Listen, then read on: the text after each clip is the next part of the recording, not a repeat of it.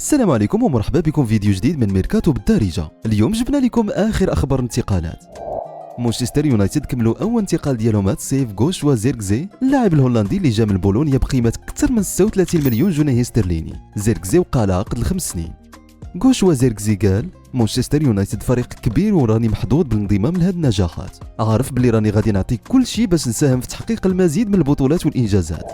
مانشستر يونايتد ما مرتاحين غير بالتعازيز الهجوميه وباغيين يجيبوا حتى لاعب بايرن ميونخ ماتياس ديليخت، بالخصوص من بعد ما مشى رافيال فاران حسب سكاي جيرماني.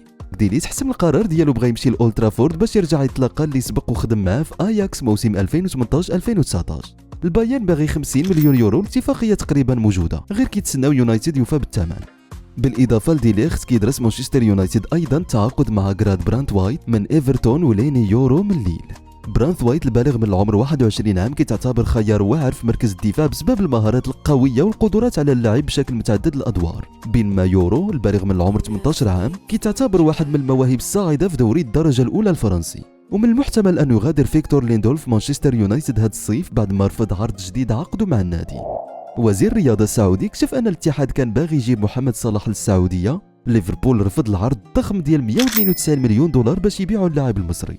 صلاح بقى عنده عام في العقد ديالو مع ليفربول ومازال غادي نشوفوا واش غادي يفكر يمشي للسعوديه مستقبلا.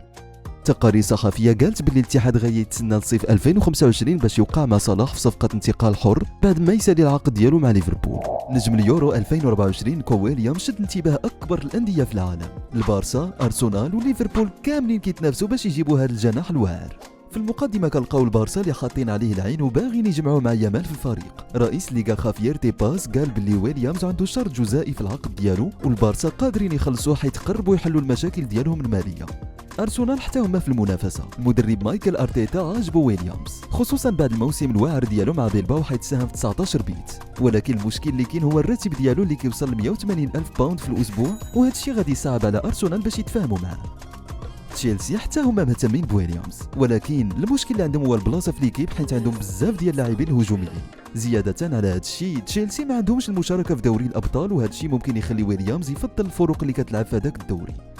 واخيرا ليفربول حتى هما في الصوره، ولكن عندهم نفس المشكل ديال الراتب وكثره اللاعبين اللي كيلعبوا في الجهه اليسرى بحال لويس دياز وكودي غاكبو ودييغو غوتا. من جهه اخرى اتلتيكو بيلباو مازالين باغيين يحتفظوا به، في بيان رسمي قالوا باللي نكون لاعب ملتزم بالنادي وباغيين يحافظوا عليه ويردوا على كل الشائعات.